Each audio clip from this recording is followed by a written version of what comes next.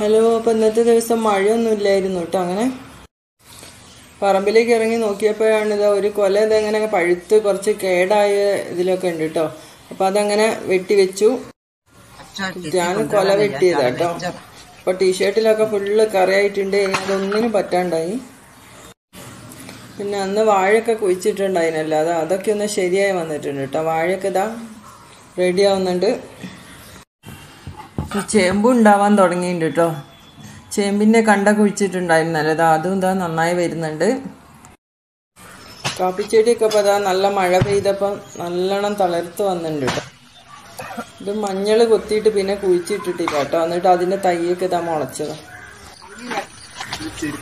ഇവിടെ ഞങ്ങൾക്കൊരു കറിവേപ്പിൻ്റെ മരം ഉണ്ട് കേട്ടോ, ചെറിയ. ഇതവിടെ ഒരു ചേന കൊത്താന്ന് വിചാരിച്ച്. ചേന കൊത്തേണ്ട സമയമൊക്കെ കഴിഞ്ഞല്ലോ. അതൊന്ന് കൊത്താന്ന് വിചാരിച്ച്. കുറച്ച് മുന്നേ കൊത്തിണ്ടായിരുന്നെങ്കിൽ നല്ലതൊക്കെ കിട്ടുമായിരുന്നു തോന്നുന്നു. ധ്യാനമാണ് കേട്ടോ ചേന കൊത്തുന്ന. ഇനി ഇതിന്റെ മണ്ണൊക്കെ ഒന്ന് പോക്കട്ടെ. അപ്പോൾ വലിയ കുഴപ്പമൊന്നുമില്ല കേട്ടോ, അത്യാവശ്യം വലുപ്പമൊക്കെ ഉണ്ട് ഇതിന്. കുറച്ച് ലേറ്റ് ആയതുകൊണ്ടായിരിക്കും. ഇതിന്റെ മുന്നേ ആണെങ്കിൽ കുറച്ചും കൂടെ നന്നായി കിട്ടുന്നുണ്ടോ. പിന്നെ ഇവിടെ കുറച്ച് മഞ്ഞൾ കൊത്തിയതിൻ്റെ അവിടെ ഉണ്ടാവില്ല, ചെറിയ മഞ്ഞളൊക്കെ മുളച്ച് വന്ന കേട്ടോ. ഈ ചേന എനിക്ക് കൊണ്ടുപോകാനാണ്. അപ്പോൾ അവിടെ കുറച്ചൊരു സ്ഥലമുണ്ട്, അവിടെ കുഴിച്ചിടാന്ന് വിചാരിച്ചിട്ടോ കൊണ്ടുപോയി. ചാമ്പയ്ക്ക മരം. പിന്നെ ഇവിടെ വേറൊരു സംഭവമുണ്ട്. ഇതാണ് ഈയച്ചേമ്പ്. ഇത് നിങ്ങൾക്ക് അറിയുമോന്ന് അറിയില്ല. ഇതൊരു 2 വർഷമായിട്ടോ ഒരു കുഴിച്ചിട്ടിട്ട് ഇതാ വലിയ ഇലയൊക്കെ ആയിട്ട്. ചേമ്പ് തന്നെ വേറൊരു ടൈപ്പാണ്.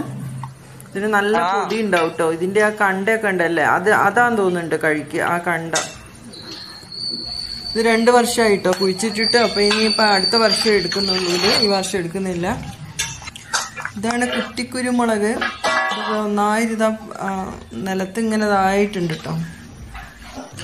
അങ്ങനെ കുറച്ച് പറമ്പിലൂടെയൊക്കെ നടന്ന് പിന്നെ ഇതാ 2 ദിവസം മുന്നേ ഒരു ചക്ക പഴുപ്പിക്കാൻ വെച്ചിട്ടുണ്ടായിരുന്നു കേട്ടോ. വരിക്കച്ചക്കയാണ്. അപ്പൊ അത് മുറിക്കുക.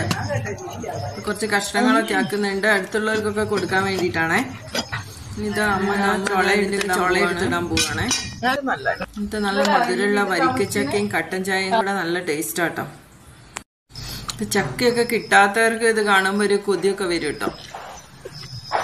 അങ്ങനെ ഞങ്ങള് 10 മണിയായപ്പോ അതാ കുറച്ച് ചക്കയും കട്ടൻ ചായയൊക്കെ ഉണ്ടാക്കി കഴിച്ചു. കട്ടൻ ചായയും പഴുത്ത ചക്കയും.